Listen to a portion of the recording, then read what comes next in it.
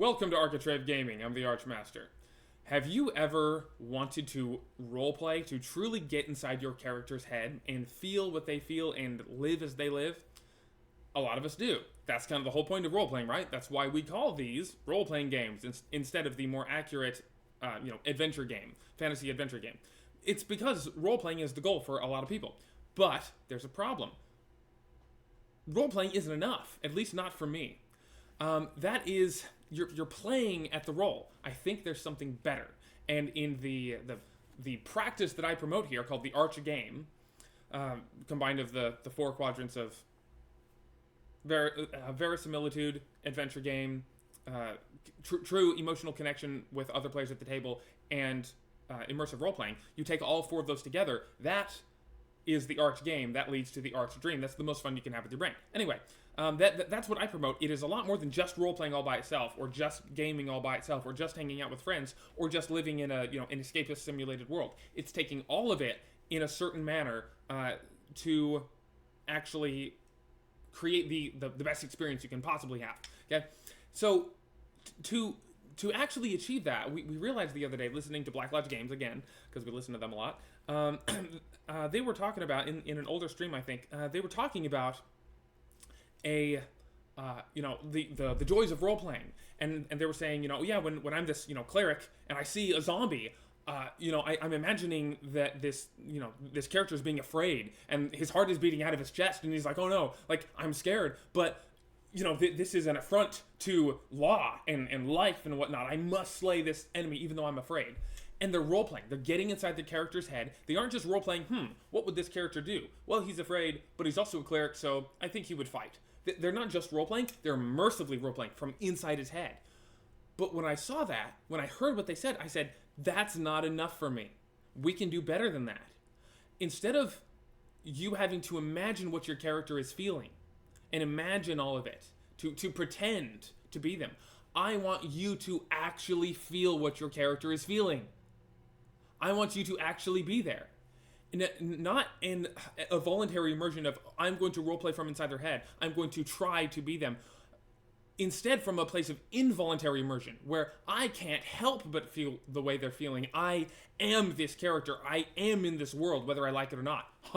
That's called gripping immersion. I want it to be so full that you can't help but roleplay, right? And of course, to a certain extent, if you don't want to sit there and play the game and roleplay, then, obviously, there is a certain amount of voluntary roleplaying that is required. But in a lot of, role-playing, even with hardcore role-players, I think they fall short of the Arch Game and the thing that I'm promoting. So here's... We've been talking about this, we've been mentioning this and getting to this general point that we want something more than just role-playing. But we finally have a vocabulary, we finally have a word for it. I don't promote role-playing, I promote role-filling. I want you to fill your role. I want you to be there in the fullness of that character. Not just playing at the role. Oh, I'm playing the role. I want you to be the role. I want you to be there. I want you to feel it, right? This requires several steps. For one, you have to be role-playing the portrait of your soul. You have to take who you really are and stick that in the game world. An undiscovered part of yourself, and say, I'm going to be the wizard. I have a wizard inside me. We all have a warrior and an explorer and a king and a mage. We all have that within us. If you've read the book King, Warrior, Magician, Lover, you know that we have these four archetypes within us, okay?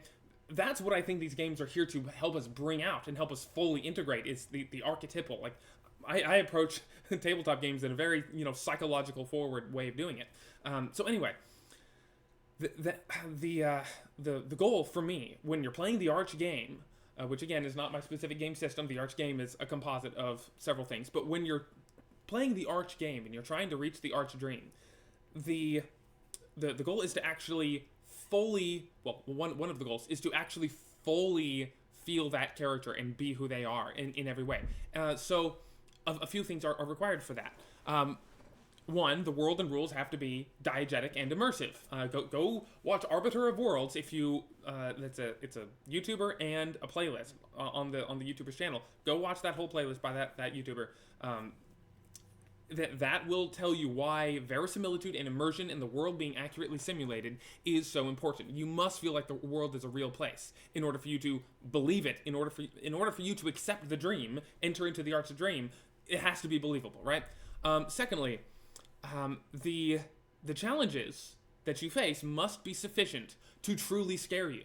Okay, it must be sufficient to challenge you, right? And this has two effects. One is the flow state. The zone where you're totally locked in, right? It's a type of immersion. It's immersion into the activity itself. This is where I disagree with some of the role-playing first, story first folks. You could say role-playing first, and I might agree. But I think a lot of people say role-playing only. They say, it's a role-playing game, I just want to role-play, and I want the mechanics to be off to the side.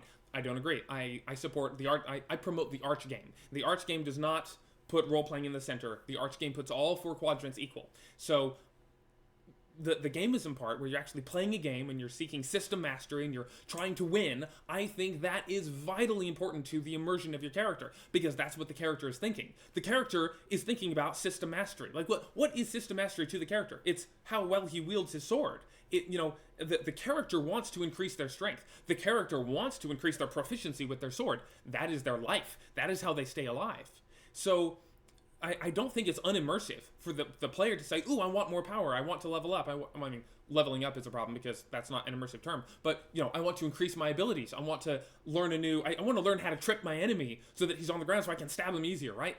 All of that is something that the character himself would be interested in. And he's like, yeah, I want to increase my martial proficiency. I want to cast bigger and better spells. So I don't see any problem with really focusing on the system mastery and leveling up and building your character and all that. No problem at all, because that's what the character, this is life and death for them. This is their career. They're an adventurer. They aren't just concerned about the drama and the emotion and the character moments. They're concerned about life or death. They're concerned about the gold and whatnot. So I say that is just as important as the character moments and the drama and all the intrigue and all that stuff. So anyway, the challenge has to be sufficient to get them in the flow state, but also the challenge has to be sufficient because you cannot elicit a strong emotion without strong challenge. The emotion that I started with here was fear. The cleric fearing he might die, right? Well, you have to actually have a challenge that's worthy, that might actually kill you. You can't have 5e level of nonsense, superpowers. You have to actually ground it. So there's that. But in order to, the next point is, in order to really feel fear of losing your character, you have to be losing something important, right? Which means you have to have a certain level of investment in your character. You have to have spent time building out their backstory and actually playing them previously and I don't know, keep a journal, write this is who they are, here are their motives, fully flesh out this character. Spend time, put an investment in it. That which is easily acquired is cheaply valued. You're not going to value it. You're not going to really fear losing the character if you did not invest a lot of time into building the character, right? This is why my system does not have a super simple, take 5 seconds and make a new character kind of thing.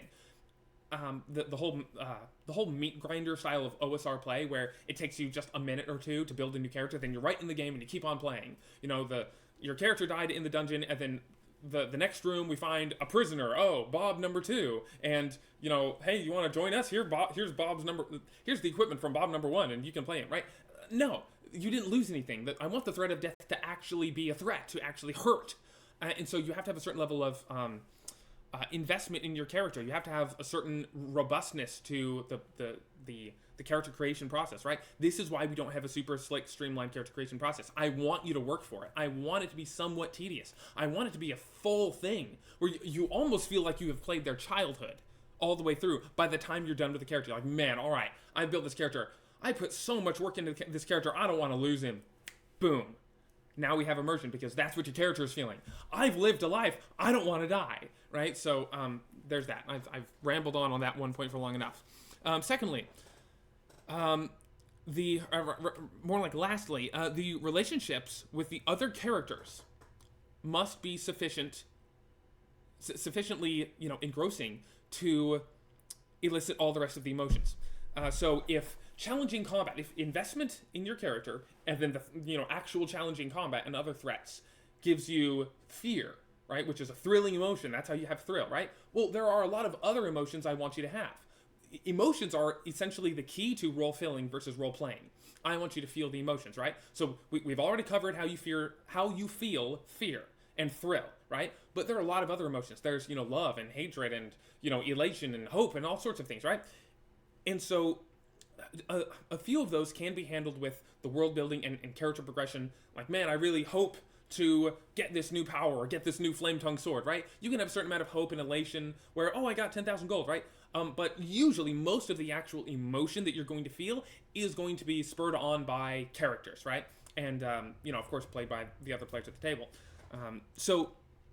This reminds me of that clip from Brennan Lee Mulligan, where he was talking about his new players and everything was all happy and hunky-dory and whatnot, and they befriended this hag. I think it might have been a witch, but this hag, and she helps them out, she gives them free potions and all this stuff, and they love their hag, and they go off on this little adventure, and then as they're walking back to town at the end of their adventure, they see their friend the hag hanging from a noose, but hanging by a noose from a tree, and they're like, oh my goodness, the townsfolk lynched her. And their faces fell, and they're like, we're going to kill those townsfolk. Like, they felt something. They did not have to pretend to feel something. They did not have to role play. I wonder what this character is feeling. They didn't have to role play. They role filled. They were the character. They were the person. They felt it. It was true, right? So that's what I'm promoting. I want the entire session, the entire game to be that, to be role filling.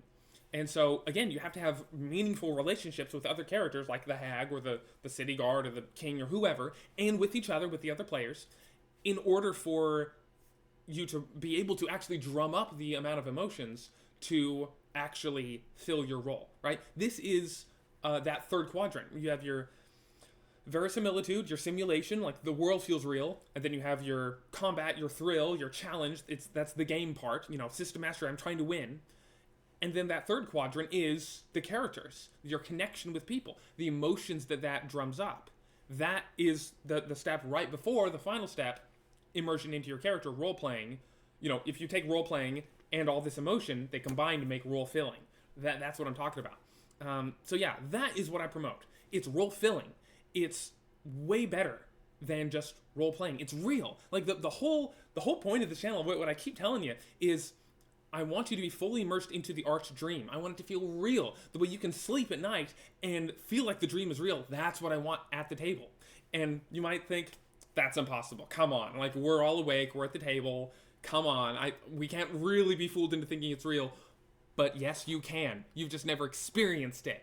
You've just never actually had it because you haven't had a table and a GM and a system and a world, etc. You haven't checked all the boxes and met all the requirements, so you've never experienced it. But I'm telling you it's possible. I've experienced it. My players have experienced it. It's real. You can do it, right? Of course, logically, you're not going to, literally fall asleep at the table. You're still awake. But it can feel real. It can matter. You can have the time dilates. You're in the flow state. You're in the zone. Time passes and you didn't notice. You can have all of that. Absolutely. It can be real. And that's what I promote. Role filling instead of role playing. I want you to be there. I want it to be real. And that's what my system is working toward. My system in the world. Really, the game system is cool, right? The arches and avatars or whatever we end up calling it. It's a cool system. It's really good, nice and balanced, really fun. The gamism part is there. It's good. But what I'm really excited to start showing you on this channel now is the world building. Is the world, the setting itself. That, to me, you can buy the game system once. But you can buy a zillion settings. And the setting really makes or break it because, well, that's a topic for a different video. But anyway, really excited, really looking forward to showing you more stuff. I have 4 more playlists, essentially series that I'm going to start on this channel, Lord willing, and I'm looking forward to all of that. Anyway, thank you for watching and liking it and subscribing. Go check out Black Logic Games because they have some interesting thought discussion and they keep getting me to think deeper about stuff. And anyway, I really enjoy watching them, and I really enjoy y'all watching me. Sorry if that was too loud. Thank you for watching. Feed the algorithm. Again, have a good day. God bless.